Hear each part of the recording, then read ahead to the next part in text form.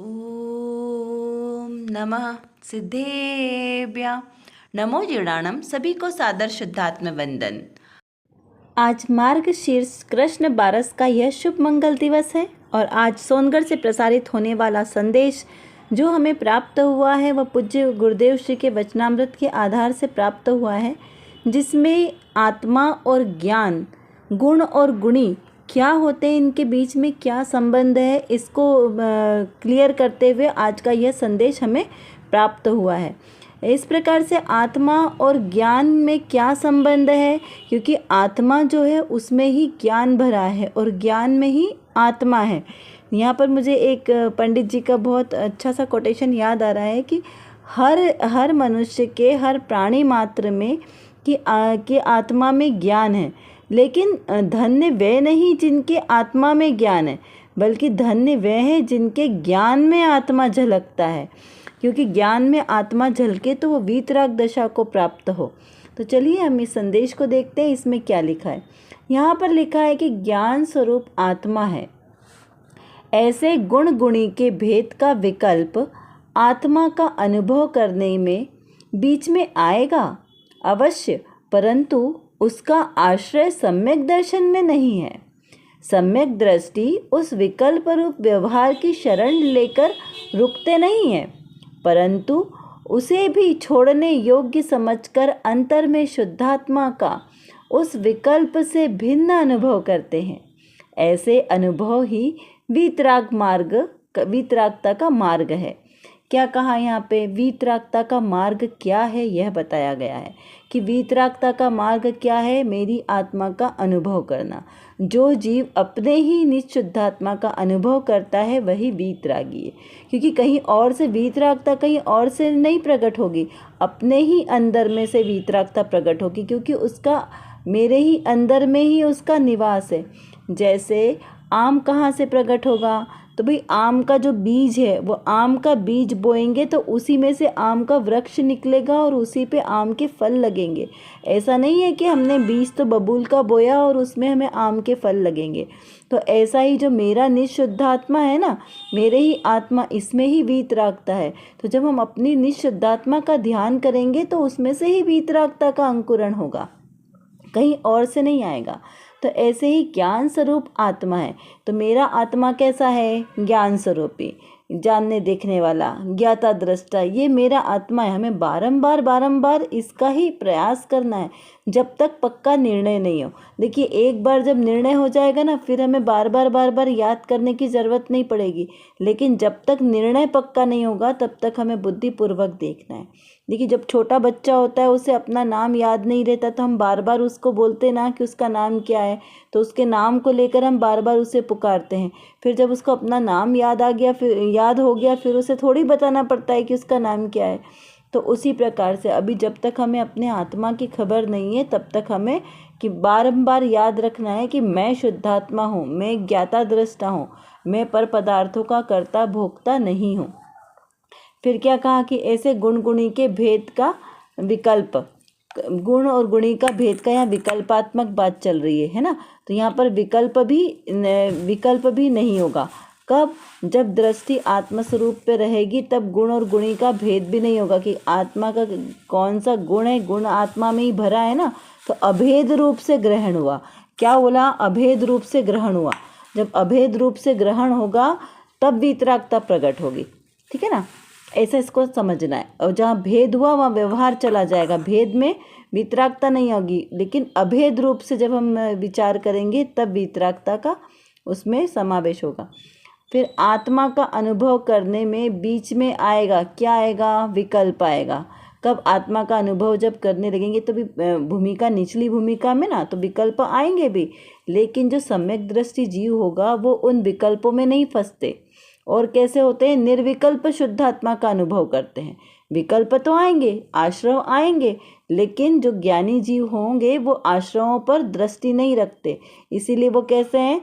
आदरणीय उन्हें आदर नहीं मिलेगा तो क्या होंगे, वो थोड़ी देर में चले जाएंगे। ऐसे ही विकल्पों से हटकर अपने निःशुद्धात्मा पर दृष्टि डालना है, क्योंकि यही तो प्रैक्टिस की बात है, यही तो पुरुषार्थ है। अन्यथा हमको इतना अनादिकाल से थोड़ी इतना पुरुषार्थ की आवश्यकता पड़ती, यही पुरुषार्थ तो हमसे अभी तक नहीं हुआ।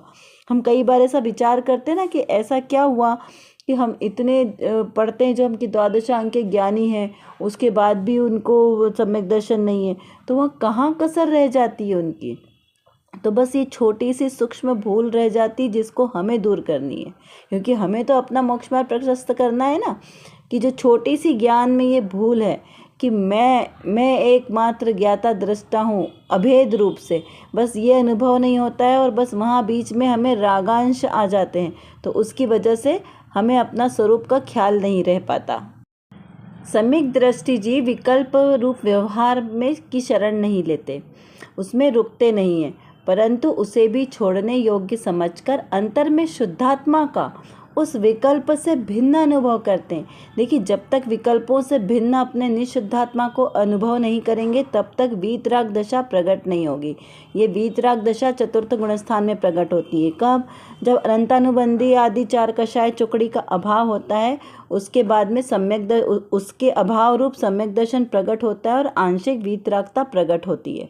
उस आंशिक वीतरागता की धीरे धीरे शुद्धि वृद्धि होते होते वह जब पूर्णता को प्राप्त होती है, तब तो 13वें 14वें गुणस्थान में होती है, और पूर्ण वितरागता 12वें से ही मान्य है। 12वें गुणस्थान से पूर्ण वितरागता इस प्रकार मान्य है कि जो 12वां गुणस्थान आ गया, उसके बाद जीव का मरण नहीं होगा, और वो जीव 13वां और 14वां यानी अरंत अवस्था को प्राप्त करके सिद्ध दशा को प्राप्त होगा ही होगा, उसके पहले उनका मरण नहीं होगा। इस अपेक्षा से 12वें गुणस्थान में पूर्ण वितरागता मानी जाती है।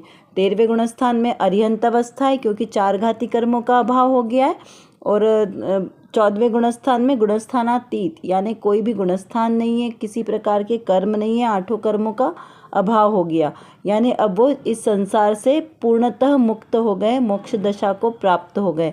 इस प्रकार से यहाँ पर इसको समझना। तो वीतरागता सम्यक दर्शन के साथ में आंशिक वीतरागता प्रकट हो जाती है। अभी हमने यह संदेश का अर्थ समझा। अब हम समझते हैं आज की रत्न कणिका में कौन सी विशेष बात आई है। यहाँ पर श्रोता ने प्रश्न किया है कि क्या अकेला चारित्र ही ध्यान है, अथवा सम्यक दर्शन सम्यक ज्ञान भी ध्यान के प्रकार है। क्या प्रश्न किया है यहाँ पर? अकेले चारित्र को ही ध्यान कहा है, या फिर उसमें सम्यक दर्शन और सम्यक ज्ञान को भी गर्भित किया है? इस प्रकार से प्रश्न किया है। उसका उत्तर स्वरूप कहते हैं कि शुद्धात्म स्वभाव की श्रद्धा करना ही परमात्म स्वभाव का ही ध्यान है। सम्यक दर्शन भी स्वरूप की ही एकाग्रता है, और सम्यक ज्ञान भी ध्यान ही है, अथवा सम्यक चारित्र भी ध्यान है। इन तीनों स्वभाव की एकता रूप ध्यान के ही प्रकार कहे गए हैं, अथवा इनसे जो विपरीत है वो कैसे? मिथ्या भाव कहा है। और पराश्रय की एकाग्रता तथा मिथ्या श्रद्धा, मिथ्या ज्ञान और मिथ्या चारित्र है। ध्यान की मुख्यता से इस शास्त्र में वर्णन है। परमात्मा स्वभाव के ध्यान से ही सम्यक दर्शन प्रकट होता है। सम्यक ज्ञान की चैतन्य की एकाग्रता रूप ध्यान से ही होता है, और चारित्र भी ध्यान से ही होता है। लेकिन कोई विकल्प की प्रवृत्तियों का जड़ की क्रिया से सम्यक दर्शन ज्ञान अथवा चारित्र होता ही नहीं है। राग की एकाग्रता छोड़कर स्वरूप की एकाग्रता करना ही सम्यक दर्शन ज्ञान और चारित्र है। अकेले ज्ञान स्वभाव में एकाग्रता करते ही रागादिक की चिंता छूट जाती है। वही एकाग्रता चिंता निरोध रूप ध्यान है, और वही ध्यान मोक्ष मार्ग है। इस प्रकार से यह संदेश हमें प्राप्त हुआ है। अब देखिए, शुद्धात्म स्वभाव की श्रद्धा करना ही परमात्मा स्वभाव का ही ध्यान है। तो यहाँ पर शुद्धात्मा स्वभाव यानी मेरा निज शुद्धात्मा। हमने पूर्व की कक्षाओं में भी यही चिंतन किया है कि मेरे निज शुद्धात्मा के अलावा और कुछ भी मेरा नहीं है।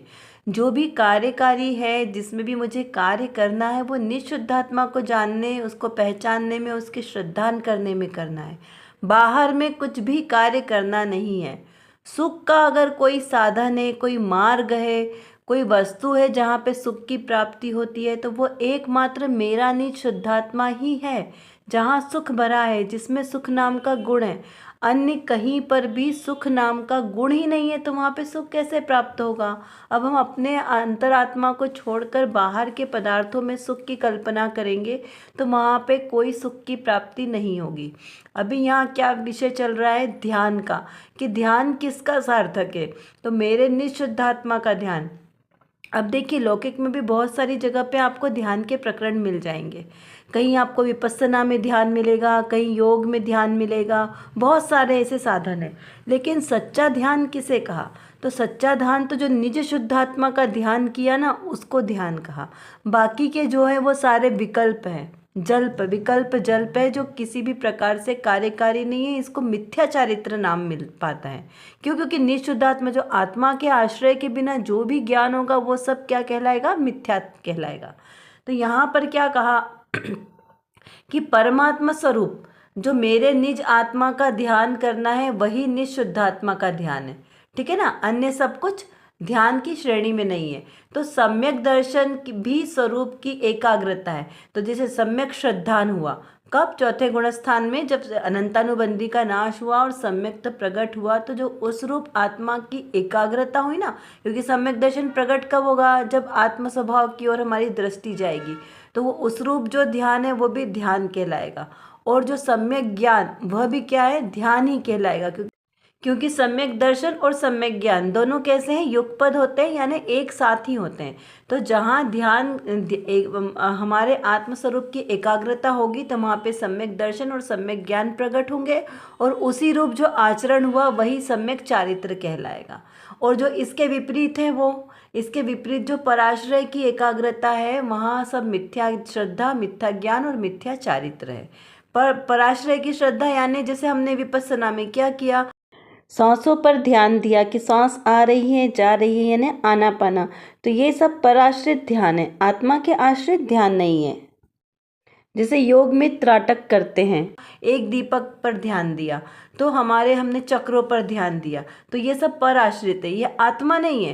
तो आत्मा का ध्यान कहलाएगा वही सम्यक ध्यान कहलाएगा। और जो पर आश्रित ध्यान है वो सारी चीज़ें, अब इसमें एक एक हम बहुत डिटेल में नहीं जाएंगे, सब में इसको लगा लेना, ये सारे के सारे मिथ्या ज्ञान में चला जाएगा, मिथ्या ध्यान कहलाएगा।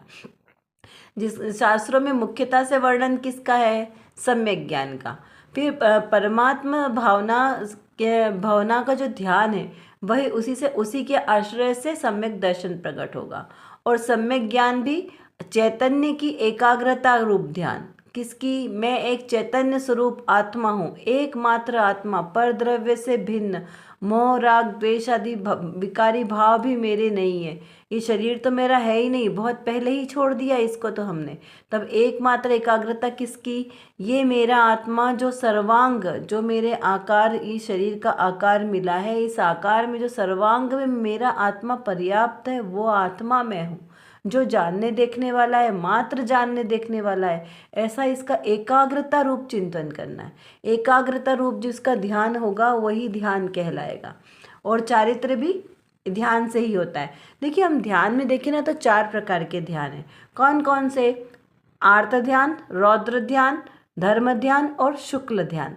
तो इन 4 ध्यान में से 2 ध्यान तो कैसे हैं, अशुभ ध्यान है, और 2 ध्यान शुभ है। आर्त ध्यान और रौद्र ध्यान, ये 2 अशुभ ध्यान है जो मिथ्या दृष्टि जीव को सहज ही चलते हैं, किसी को विकल्प नहीं करना पड़ता, सहज ही चलते हैं। और धर्म ध्यान और शुक्ल ध्यान सम्यक्त ज्ञान है, जो सम्यक दृष्टि को होते हैं। चौथे गुणस्थान वर्ती जो जीव है, जिसको मिथ्यात्व का अभाव हुआ है और सम्यक्त प्रकट हुआ है, उसे धर्म ध्यान की प्रारंभ है। और धर्म ध्यान के भी फिर 4 भेद है, सभी चारों ध्यानों के 4 भेद है। उसमें से धर्म ध्यान के भी जो 4 भेद है वो यहाँ चतुर्थ गुणस्थान से चालू होंगे और ये ऊपर तक चलते रहेंगे। और शुक्ल ध्यान कहाँ चालू होगा, शुक्ल ध्यान उपरिम अवस्था में होगा 12वें गुणस्थान से, वहाँ से शुक्ल ध्यान की श्रेणी चलेगी। उसके पहले तक धर्म ध्यान ही चलेगा, उसी के सब जो भेद हैं उनके भेद प्रभेद चलेंगे। तो यहाँ पर मुख्यतः से हमें क्या जानना है कि जो सम्यक दर्शन से जो पहले होने वाला ध्यान है वो कार्यकारी नहीं है, वो आर्त ध्यान की श्रेणी में चला गया। और आर्त ध्यान का परिणाम क्या होगा, नरक आदि, तिर्यंच और देवगति आदि का जो बंध है, क्योंकि उसमें कषाय की तीव्रता मंदता के हिसाब से कर्म का बंध होगा। लेकिन धर्म ध्यान और शुक्ल ध्यान ये परंपरा से कैसे होंगे, निश्चित ही मोक्ष का कारण है। स्वर्ग और मोक्ष, जो धर्म ध्यान है वो स्वर्गाधिक का कारण है और शुक्ल ध्यान मोक्ष का कारण है। इस प्रकार ये दो ध्यान शुभ का है और बाकी ध्यान अशुभ का है। तो यहाँ पर हमें बुद्धिपूर्वक ये विचार करना है कि जो मेरा ध्यान की जो हम प्रोसेस कर रहे हैं, भले ही हम 5 मिनट ध्यान कर रहे हैं मेडिटेशन, तो वो कैसा होना चाहिए, अपने आत्मा के आश्रित से होना चाहिए कि मेरा आत्मा है सर्व तरह से सुखी है।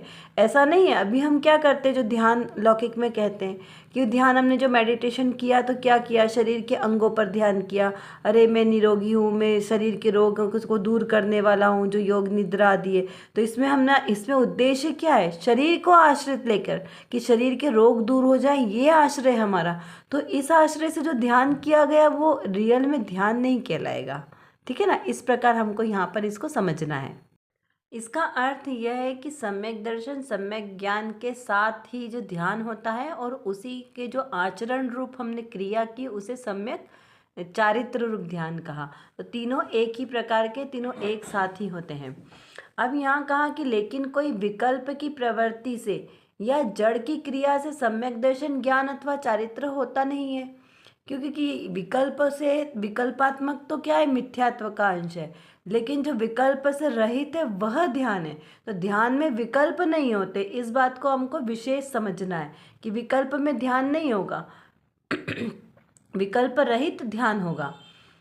फिर यहाँ कहा कि राग की एकाग्रता छोड़कर स्वरूप की एकाग्रता करना ही सम्यक दर्शन ज्ञान और चारित्र है। राग की एकाग्रता मतलब जो शरीर संबंधी कोई भी क्रिया होगी तो वो उसमें राग का पोषण होगा, भले ही हमें समझ में आ रहा है या नहीं आ रहा है, लेकिन जो परद्रव्य के रूप जो भी प्रकार का हमें ध्यान हो रहा है ना, वो सब राग की श्रेणी में जाएगा। एकमात्र आत्मा का जो हमने ध्यान किया तो वो राग से रहित ध्यान होगा। तो जब राग से रहित ध्यान होगा तो वही हमारा सच्चा सम्यक दर्शन ज्ञान और चारित्र रूप आचरण रूप जो ध्यान होगा वो हमारा सच्चा ध्यान कहलाएगा। और वही कैसा है, मोक्ष मार्ग है, मोक्ष का कारण है। अन्य ध्यान जो है वो सारे आर्त ध्यान की श्रेणी में चले जाएंगे, आर्त ध्यान, और जो क्रोध पूर्वक ध्यान किया वो रौद्र ध्यान में चले जाएगा। तो हम जो सामान्य मनुष्यों को जिनको ज़्यादा क्रोध आदि कषाय नहीं उत्पन्न होती, उन सबको प्रति समय आर्त ध्यान चलता रहता है। इस प्रकार इसको यहाँ पर हम समझेंगे। इसी तरह जब अपने ज्ञान स्वभाव में एकाग्रता होगी तब सहज ही रागादिक की चिंता छूट जाती है। वही एकाग्रता चिंता निरोध रूप ध्यान वही सच्चा ध्यान है और वही मोक्ष मार्ग है। इसी प्रकार सच्चा ध्यान सम्यक दर्शन ज्ञान और चारित्र तीनों की एकता रूप होता है। इस प्रकार हमने ध्यान के स्वरूप को समझा। अब इसके ही रिवीजन स्वरूप हम कुछ प्रश्नों पर और विचार करते हैं और विषय को पक्का करेंगे। आत्मा और ज्ञान में क्या संबंध है? गुण गुणी, ज्ञाता ज्ञान, ध्याता ध्यान का विचार कीजिए कि गुण और गुणी क्या है, ध्याता कौन है, ध्यान किसका करना। फिर विकल्प के काल में भी सम्यक दृष्टि क्या विचार करते हैं, क्योंकि विकल्प तो प्रति समय आते ही रहते हैं, लेकिन फिर भी सम्यक दृष्टि उस समय क्या चिंतन करते हैं। वीतरागता का मार्ग क्या है, कब से वीतरागता प्रकट होती है, वीतराग दशा। सच्चा ध्यान क्या है, किसे होता है और कब होता है ध्यान। सम्यक ध्यान और मिथ्या ध्यान दोनों में क्या अंतर है, इस प्रकार का हम यहाँ पर विचार करेंगे। चलिए, आज की कक्षा का समय हमारा पूर्ण होने को आया है। आशा करती हूँ आपको यह सब अच्छी तरीके से समझ में आ गया होगा। यदि कुछ नहीं समझ में आया हो तो आप ज़रूर हमसे कमेंट बॉक्स में लिखकर पूछ सकते हैं। और जो विषय आज हमारे सामने हुआ, इसको बारंबार चिंतन करते रहें, जिससे हमारी दृढ़ता मजबूत हो। और इसी प्रकार सम्यक श्रद्धा के साथ जो भी हम क्रिया करेंगे वही हमारे लिए कार्यकारी होगी। अतः सम्यक दर्शन, सम्यक ज्ञान और सम्यक चारित्र के साथ हम भी अपने ऐसे रत्नत्रय को प्रकट करें, सच्चा श्रद्धान करें। इसी पवित्र शुभ भावनाओं के साथ आप सभी को सादर जय जिनेंद्र।